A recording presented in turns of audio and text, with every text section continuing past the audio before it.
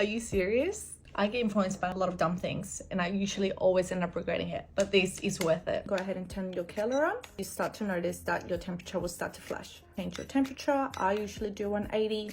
Then you press the button again and you can change your directions. Press it again, you can do 16 seconds. And from there, you just press start. Once you've got the settings that you like, you just want to split your hair and get a small section. And from then, you just place it into the barrel, press start, and it'll start to curl your hair. And if you're worried about your hair being tangled, it has a sensor to let you know, and it will automatically stop. Are you serious?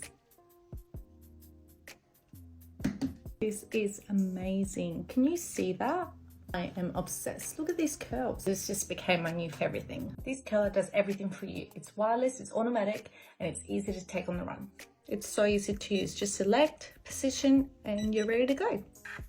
I'm never going back to another hair color ever again.